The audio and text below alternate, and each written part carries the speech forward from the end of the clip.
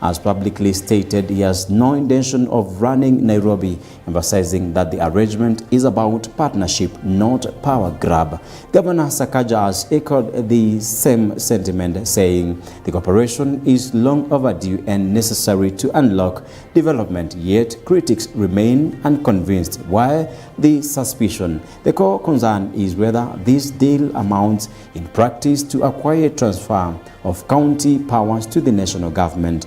Legal analysts and political leaders argue that if key revenue streams, planning approvals, transport systems, and environmental controls shift into nationally controlled structures, then the county government risks losing operational authority, even if it retains constitutional responsibility on paper. Nairobi Senator Edwin Sifuna has raised red flags suggesting the arrangement could undermine devolution by bypassing safeguards meant to protect county autonomy.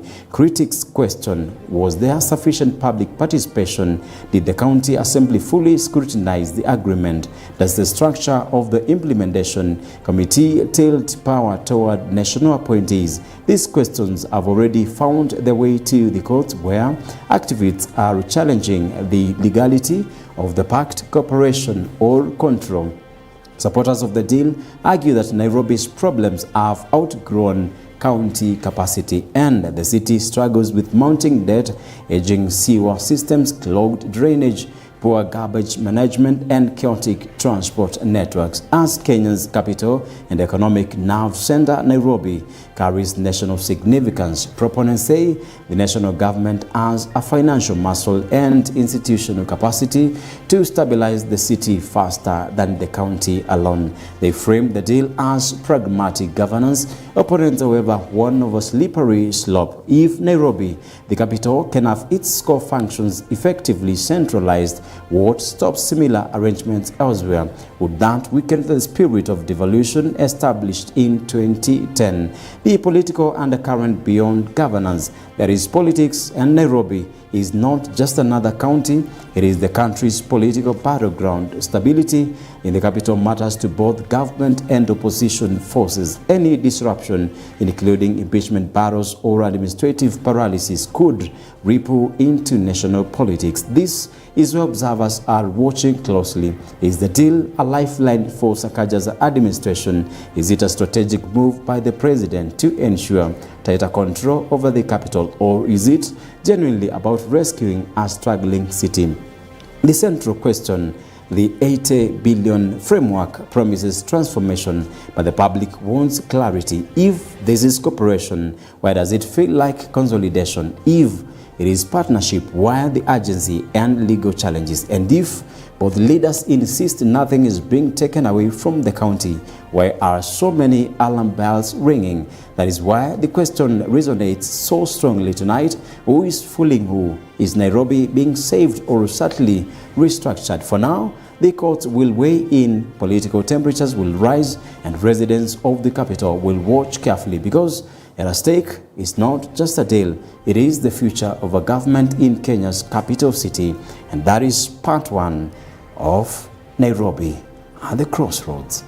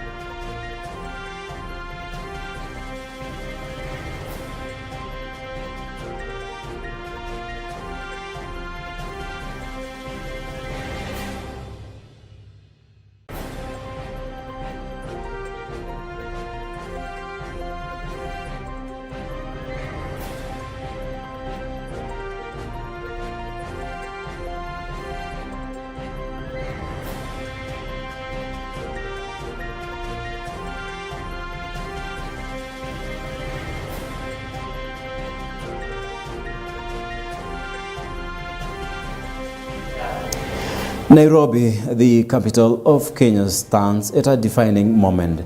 A city battling congestion, mounting debt, service breakdowns, and political tension. In the center of it all is one man, Governor Johnson Sakaja. Is he steering the city toward recovery or merely riding forces beyond his control? Tonight, we unpack who Sakaja is, the impeachment attempts against him, the controversial 25 to 35 billion deal, the looming national government takeover of key county functions, and the political rescue that kept him in office, courtesy of President William Ruto and opposition leader Raila Odinga, and that's back last year. Who is Johnson Sakaja? Johnson Sakaja is one of Kenya's youngest high-profile politicians. Born in 1985, he rose through student leadership at the University of Nairobi before entering national politics. He served as a nominated MP under the National Alliance, TNA, later became Senator for Nairobi County in 2017. And in 2022, he was elected Nairobi Governor.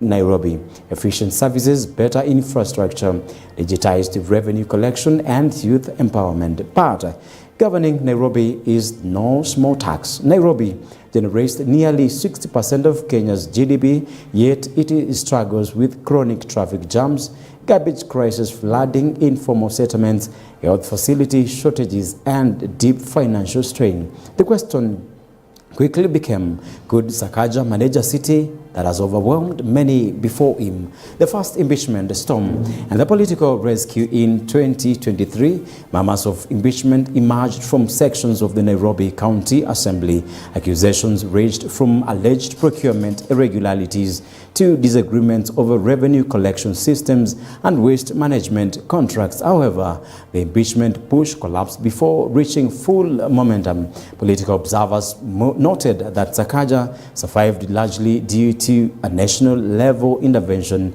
President William Ruto, whose administration relies heavily on Nairobi as the political and economic heartbeat, reportedly closed ranks to protect him. At the same time, Raila Odinga, despite being in opposition, avoided escalating the matter into a broader political confrontation. Why? Because instability in Nairobi would destabilize national politics. Nairobi is not just a county, it is a Kenya's political nerve center. This rare moment of alignment between Ruto and Raila effectively shielded Sakaja from removal, and the impeachment fizzled out. But that was only the beginning. The fresh plot to impeach Sakaja. Fast forward to 2025, a renewed impeachment push is gathering steam. The accusations are heavier this time: lack of transparency in revenue collection contracts, alleged irregular infrastructure commitments, questions over land approvals, health sector procurement concerns, and a controversial multi-billion shillings arrangement tied to city management. At the center of a storm lies what insiders describe as a 25 to 35 billion annual framework agreement. The 25 to 35 billion deal, the deal is estimated to involve between 25 billion and 35 billion annually, reportedly covers revenue collection systems, infrastructure spending, health services management, land approvals, and urban planning, debt restructuring obligations. Critics argue the arrangement could centralize control of Nairobi's most lucrative functions and structures aligned with the national government. Supporters say it is necessary to stabilize the county's finances and streamline services delivery. And for context, the 33 billion shillings has been cited as part of the broader fiscal restructuring discussions, where 80.7 billion shillings is reportedly earmarked for roads, bridges, and drainage upgrades. 2 billion has already been allocated to complete phase 1 Kura roads within 2 months. 9 billion allocated for sanitation and sewerage works, including construction of 2 parallel 27-kilometer trunk sewer networks along the Nairobi River Corridor under the Nairobi River Regeneration Program. These figures are massive for a county whose own source revenue collection has fluctuated between 10 to 12 billion annually in recent years. The scale alone explains why political temperatures are rising. National government set to take over 5 key departments. The most explosive development is the proposal for the national government to take over 5 Nairobi county functions, where transport and traffic management, health services, partially, revenue collection and enforcement, urban planning, housing and public land environment, and solid waste management. If implemented, this would significantly shrink the operational authority of the governor. But this constitutional? The constitutional backup. Kenya's 2010 constitution provides mechanism for transfer of functions between levels of government. Article 187 allows a function or power of government at one level to be transferred to another level by agreement, provided the transferring government retains constitutional responsibility. Resources necessary for performance are transferred. Additionally, Article 189 emphasizes cooperation between national and county governments. This is not unprecedented. In 2020, and Governor Mike Songo, Nairobi County, transferred key functions to the national government following a deed of transfer. That move led to the creation of the Nairobi Metropolitan Services, NMS, headed by Major General Mohamed Badi. NMS took over health, transport, public works, and planning, and oversaw road repairs, hospital upgrades, and market construction. Now, many see echoes of that moment. The possible revival of NMS insiders suggest discussions are underway to revive or reconfigure a Nairobi Metropolitan Services-like structure to manage the newly proposed departments. Supporters argue Nairobi strategic importance demands tighter oversight, and the county's debt burden requires centralized restructuring. Mega projects like Nairobi River regeneration require national capacity. Critics counter this undermines devolution. It reduces the governor to a ceremonial figure. It sets a dangerous precedent to or for other counties. The Nairobi River regeneration, which is 9 billion sewer project. The Nairobi River Regeneration Program is a flagship national project. The 9 billion is allocated for construction of 2 parallel 27 trunk sewer lines along the Nairobi River corridor, and the goal: ensure sewerage discharge, restore riparian reserves, reduce flooding, improve public health. These projects alone cuts across sanitation, urban planning, and environmental management. 3 of the departments together or targeted for transfer: roads, drainage, and Kura, where 8.7 billion and 2 billion boost infrastructure remains a politically sensitive issue. Now, the 8.8 billion has been cited for roads, bridges, and drainage system. 2 billion has already been allocated to fast-track completion of Phase 1 of Kenya Roads Authority, Kura roads, within 2 months. Now, traffic congestion in Nairobi costs billions annually in lost productivity. If the national government takes over transport and traffic management, it could centralize planning between Kura, Kenya National Highways Authority, Kenya, and city authorities. And why the transfer services to national government? Arguments in favor include financial stabilization. Nairobi debt and pending bills require structured national backing, where strategic importance. Nairobi owns embassies, international agencies, and is East Africa's technical capacity. Large sewer and infrastructure projects need national level coordination. Revenue leakages, centralized digital enforcement may increase collections. Arguments against the devolution rollback concerns: democratic accountability reduced, risk of politicizing city management. Sakaja on traffic controller or just a driver.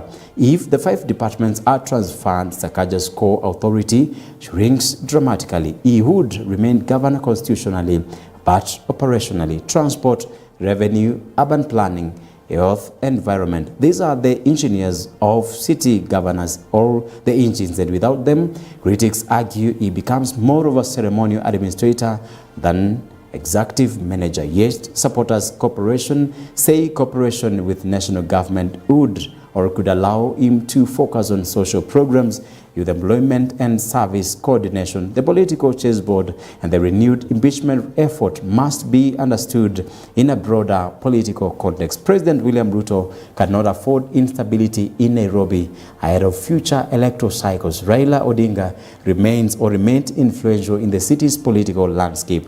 Any move to remove Sakaja would require careful balancing of ethnic, political, and coalition interests. Thus, once again, Nairobi becomes a battlefield of national politics. What happens next? Three scenarios are possible. Impeachment succeeds, deputy governor takes over, political instability follows. Impeachment fails again, Sakaja suffices but weakened. Negotiated transfer, county functions shift to national government while Sakaja remains in office. Each path reshapes Kenya's devolution framework. Conclusion: Nairobi at a crossroads. Nairobi is not just another county. It is Kenya's capital. It is economic engine. Its political barometer. Governor Johnson Sakaja stands at the center of a storm involving billions of shillings, constitutional interpretation, national politics, and the future of devolution. Is he controlling the traffic of competing interests, or is he just a driver on a road designed by bigger political forces? The answer may determine not only this political or his political survival, but the future structure of governance in Kenya capital. Nairobi is at a crossroad and the country is watching.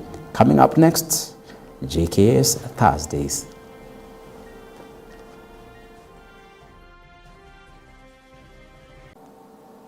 And when you find young, non-exposed leaders opposed to what the government is trying to do, you can come up, you can criticize government on issues of national importance, but not something beneficial to the majority of the people or something concerning the country. We need to revisit Kenya's constitution to tame some of other things and to say that, one, there must be some authoritative, whether it is from the cabinet or there must be a sense of direction from one direction. Not everybody now trying to rule Kenya. And then you find young men here who claim to be the future presidents, future leaders. They want to warn them. Addressing public rallies, having a lot of people behind you thinking they can't make you a president. Yes. Jaramogo.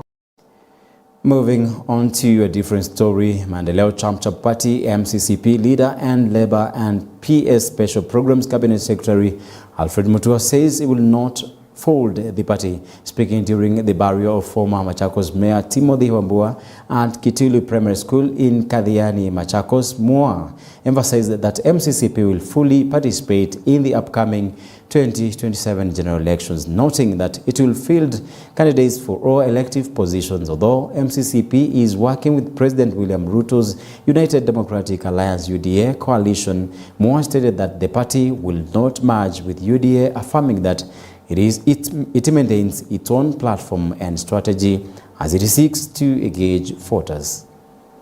Wakati nilihama kwa William Ruto, nikasema hata William Ruto akianguka nitakuwa na yeye, na akashinda na niko na yeye kwa sababu mimi ni mwaminifu.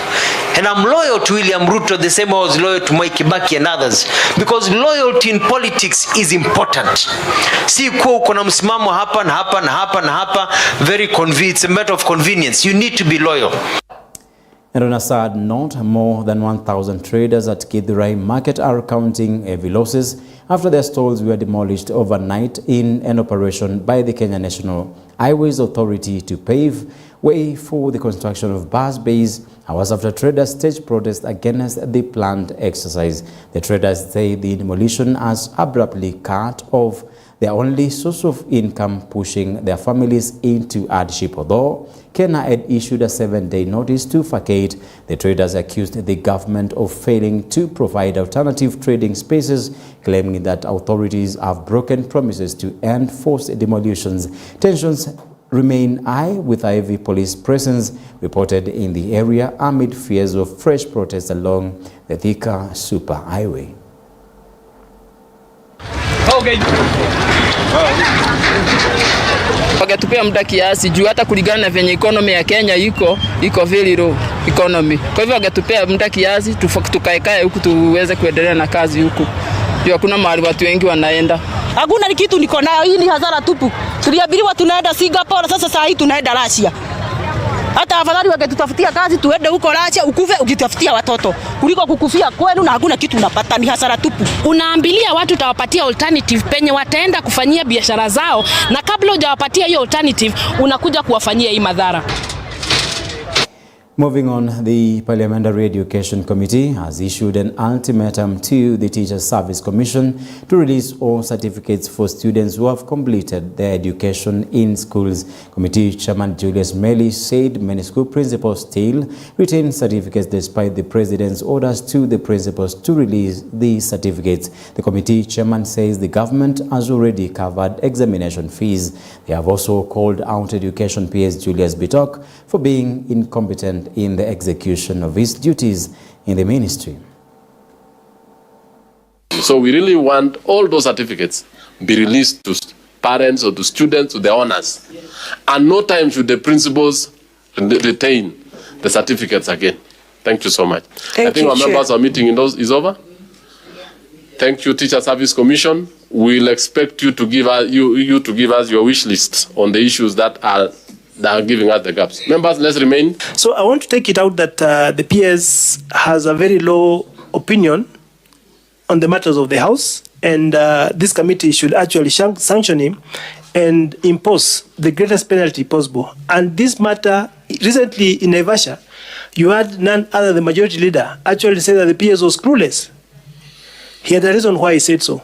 And Chair, it is just to affirm that maybe it's high time that something happens to that ministry. Thank you. Cabinet Secretary for Interior and National Administration Kipchumba Murkomen has issued a stern warning to politicians who he says are disrespecting his office, engaging in ethnic incitement under the guide of early campaigns ahead of next year's general election. Speaking during a security meeting in Naivasha constituency, Nakuru County, Murkomen assured Kenyans that there will be no chaos like that witnessed in 2007, stating that this ministry is fully prepared to guarantee security for every citizen. On this part, Rift Valley Regional Commissioner Abdi Hussein urged politicians to exercise wisdom and responsibility while conducting their campaigns in different parts of the country. Kama hakuna amani, so don't compromise. Ni bahati mimi sijakuwa kwa hiyo kiti yako. Kama ni mimi, hii dunia inaweza kuwa ingine. Inaweza kuwa ingine. Kwa sababu hakuna kuogopa, ningepasua hii kitu. Lakini sasa hiyo line si yangu. Yangu nachea hapa Rift Valley, na ndio nimesema Rift Valley usijaribu. Don't. Sababu tutamenyana. Tutaingia na wewe kwa mchanga. Usituletee. What we cannot allow in this Nakuru and in the Republic of Kenya is somebody to use elections as an excuse kugonganisha wa Kenya wapigane na watu waumizane. Na mimi, this is personal to me. Yeah, it is something I personally deep in my heart. There is no enough blood that can be shed for someone to hold public office. And I want to say this, it is not possible. Ile vitu muliona hapa 2007, we are not going to see a repeat in Kenya anymore. Yeah? So, ambieni wale wanaomba kura, wale wanashindana na wengine, wale ambao wanapanga njama kutafuta magengi na kupiganisha watu, that we will not allow, this government of President William Ruto will not allow, I will not allow as his cabinet secretary, and the Inspector General is not going to allow. Our police officers are under firm instructions to deal with people who are inciting violence against communities with finality.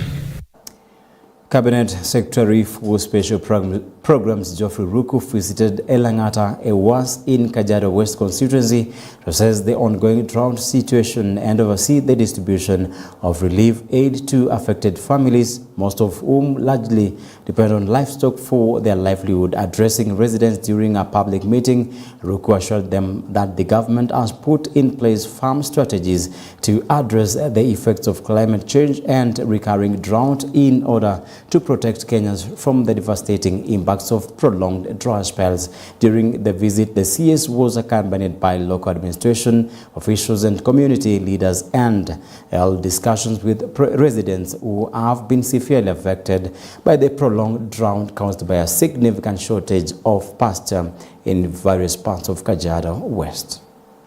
Zimetambaa kutoka Eldamat, Kabutei, Lalalekutuk, Marabato, mpaka Tanzania. Ng'ombe zetu zimehama. Hawa watu ni kama wamewachwa hatima. Serikali ya Mheshimiwa William Ruto imehakikisha kwamba hakuna Mkenya yeyote ataaga dunia kwa sababu ya kuwa na njaa. Kwa hivyo tumepanga mipango ya chakula ya watu, tumepanga vile vile mpango ya chakula ya mifugo katika kona zile ambazo mifugo inataka chakula. Na ndiyo maana leo tumefika na mvua, lakini tumefika pia na baraka ya kuhakikisha wale ambao wanahitaji chakula watapata. Kwa hivyo hii chakula si ya matajiri, hii chakula ni ya wale ambao wanahitaji nini? Chakula. Kama mheshimiwa ama MCY area, na tunashikilia hii serikali yetu, tunakuomba sana. Hapa tunaye soko kubwa ambayo tuliweza kujenga mahali fulani, lakini sheds hatuna. Na ninajua kwamba uko na hiyo program under your office. Tafadhali mimi ninaomba, kama unaweza tuwekea katu sheds hapo, au kina mama wafanyie biashara hapo ndani, itakuwa ni manufaa kubwa. Health Cabinet Secretary Aden Duale has said that teachers are now beginning or benefiting from services under the Social Health Authority after joining the scheme in December. Speaking during a parliamentary session on budget, Duale stated that police officers will also be enrolled into the health insurance scheme starting in April. He noted that the government has saved 8 billion since teachers were registered under SHA. Duale further revealed that the Ministry of Health requires 38 billion to successfully implement and strengthen primary healthcare services across the country. I'm very happy today. I'm happy also. In the previous scheme, our teachers were only accessing 800 health facilities across the country. They were only accessing one level 6, which is private owned by the insurer. Today our teachers are accessing over 9,000 facilities across the country. They can access all the level 6, public, private, and faith-based. Today our teachers have a better package. For example, their foreign medical is 2.7 million. They get a better package. So our teachers, we have served them from December to January to February now, and we are taking over our armed police and prison 1st of April. And when I come back to this committee in another 6 months, I will prove to you that the country is going to save close to 8 billion by just shifting teachers from a private medical scheme to the Social Health Authority.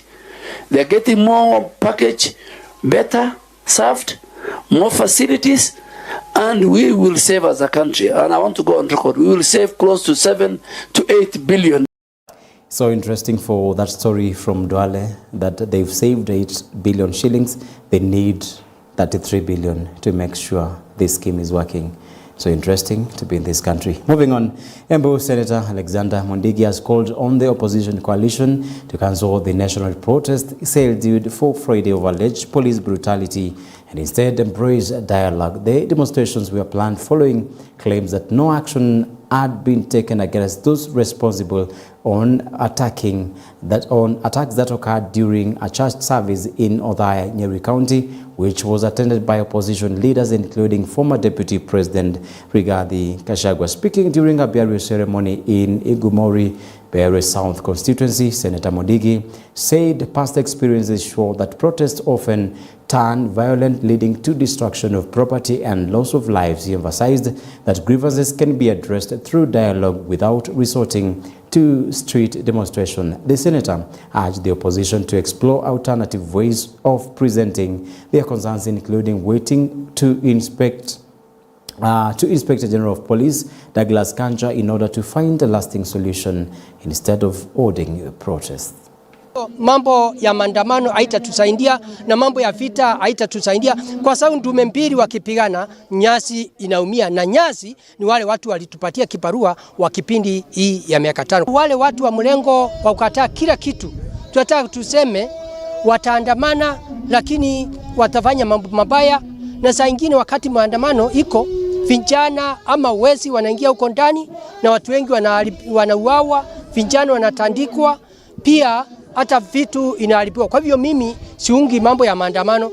Kama ni mambo ya kuuliza swali, wangeenda kwa mkubwa wa polisi ambaye wa Kenya mzima, kama ni barua wasukue, na pia kama ni kitu haijafanyika iweze kuangaliwa itafanyika namna gani. Lakini tukirudi pale wakati tulikuwa pale, economy iliharibika, barabara iliharibika, hali mingi za watu ikaharibika. Kwa hiyo mimi nasema vitu kama hizo nikiwa senator wa Embu County haitatusaidia, kwa sababu niko na usundo wakati ule Embu County vitu mingi iliporwa, supermarket, hata vijana na wasichana wakavutwa kazi. Kitui County Senator Enoch Wambua Kiyo strongly criticized recent remarks by Jubilee Party leader Fred Matiang'i, claiming they are part of a scheme to politically control the Ukambani community ahead of the next general election. Speaking at a IIC church service in Kitui County, Wambua advised Dr. Matiang'i to exit the opposition coalition if he is not satisfied with the voice of the majority. The emphasized that the Kamba community will not accept political intimidation or coercion. The senator further stated that the opposition should unveil its presidential candidate by June this year to begin campaigns against President William Ruto as he seeks a second term in office. Wameanza kutumanage. You know, we are now being managed in a very, very funny way. Hii maneno ya kuwa managed kama Wakamba, na sasa naongea nikiwa nyumbani. Maneno ya Mkamba kuwa managed in respect of the presidential candidature wa opposition. Hiyo maneno iliisha na election ya 2022. Never again, and I say this nikiwa nyumbani kwa watu wangu, never again shall we be managed by anyone.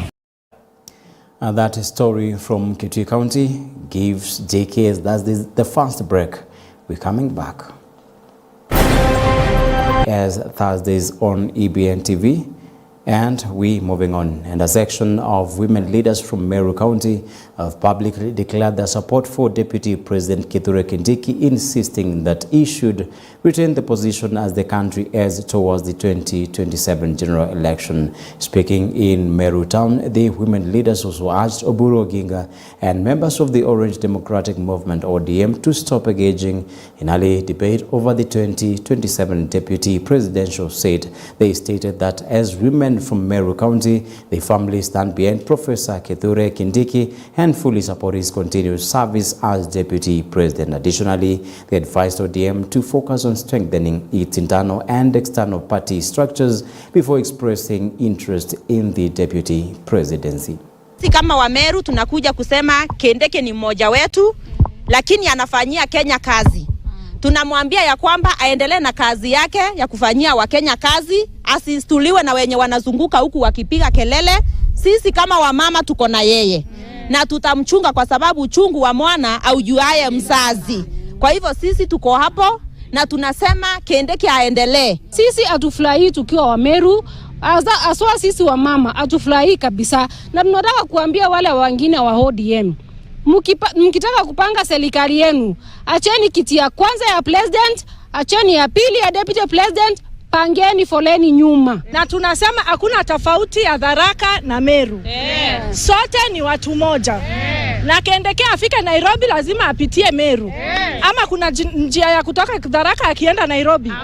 Lazima apitie Meru ndiye aende Nairobi. Kwa hivyo sisi tunamuunga Kiaru, Member of Parliament Dili Nyoro, has emphasized the need to strengthen accountability and transparency in the management of public funds as he continues to strongly oppose the government's plan to privatize Kenya Pipeline Company and sell a 15% stake in Safaricom. Speaking during the 34th Economic Forum held in Nairobi, Nyoro said the sale of public assets is a sensitive matter that requires broad national debate and full parliamentary involvement.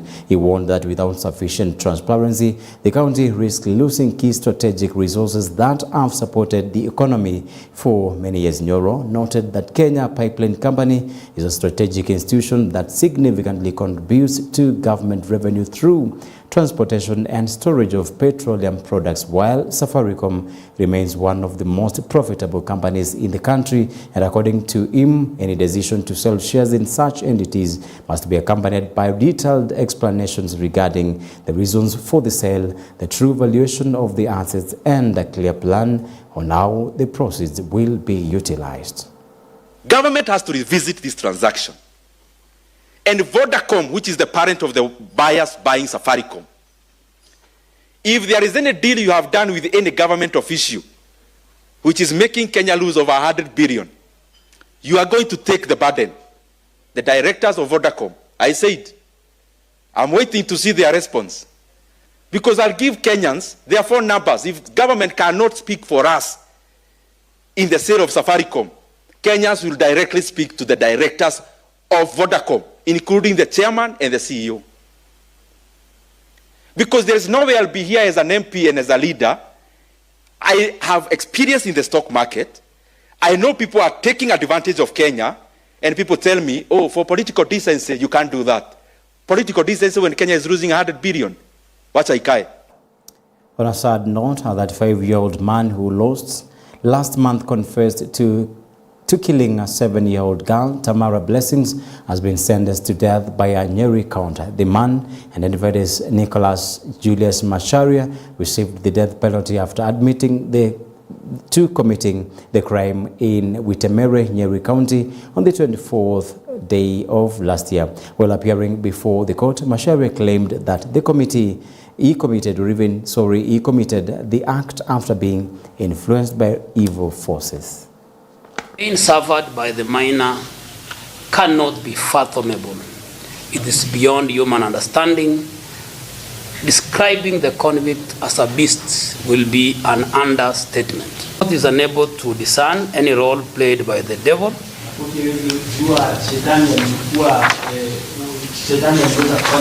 The Lord does not recognize blame to supernatural powers. In this instance, the devil is innocent. Accordingly, I find that you are hereby sentenced to death. A death warrant shall be transmitted to the competent authority for signing and carrying out of the sentence after 30 days stay of execution. And the verdict has given us a sense of accountability and closure. Now at least we can move to the next step of healing. So now it will be easier, knowing that our child got justice that is deserved.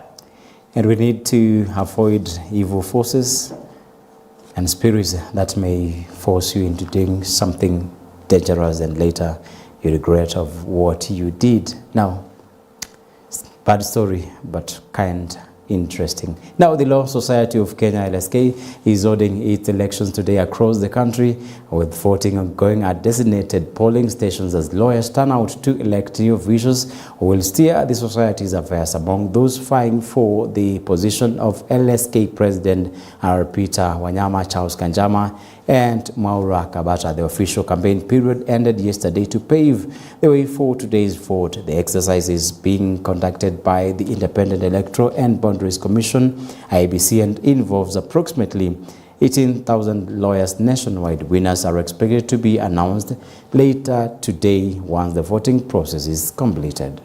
I think voting is being done in a very smooth and transparent manner, and we're happy so far with the progress in terms of numbers. But we urge advocates to turn out and vote. We also appeal to all employers to release their advocates who are employees so that they can come and vote. We also got communication from the Law Society of Kenya to the courts to facilitate the lawyers who are attending court to get time to come and vote. We are looking for a law society that will continue to champion for its members as well as members of the public.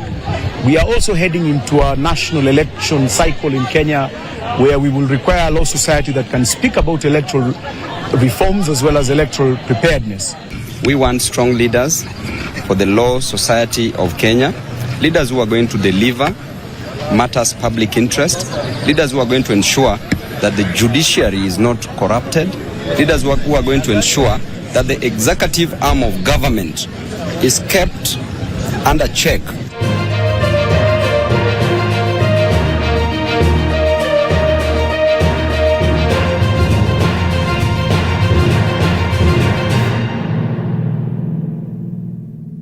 Betika has unveiled a 3.2 million sponsored package for 5 of Kenya's top golfers as part of preparations for the Magical Kenya Open set to take place from February 19 to 22-26 and the Karen County Country Club. The beneficiaries include elite amateurs Michael Karanga and John Lerujima, alongside professional golfers CJ Wangai, Samuel Njoroge, and Justus Madoya. The sponsorship will cater for training expenses, tournament entry fees, and travel costs. Betika Chief Executive Officer Mutua Mutava said the company remains committed to nurturing Kenya talent and supporting athletes to compete on the international stage. The tournament is expected to attract more than 25,000 fans and 144 players from over 30 countries.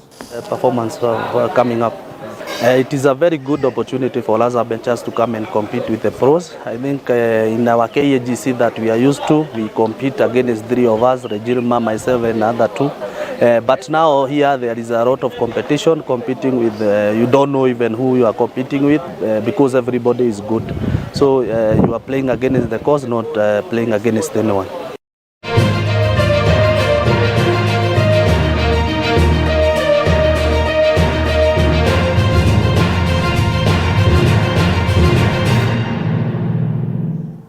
That story wraps it up here at JKS Thursdays. But before we go, I want to recognize a few people who have been watching. 1,000 were watching, but I just want to recognize a few. With Diana Mania, good evening, sir, following the JKS Thursdays live, getting you loud and clear from this side. With Cosmas Mutinda watching live from Kimaiyu. And Poleni to the residents, it is too painful. Simon watching. And Andoni Nyaure watching from Jericho, Asili Brush watching from Kajiado, and Mika following from Roy Sambu.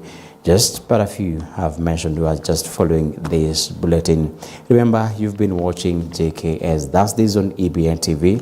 My name is always Jeffrey Kimaiyu Somba. My sign language interpreter is Laura Omondi. To the team behind the scenes making this bulletin a success, we thank you for doing so and making this bulletin available to each and every person watching us. Again, if you're a pastor, you're an evangelist, you're a preacher outside there, we're giving you a very rare opportunity, a very rare chance to preach the gospel beyond and yonder.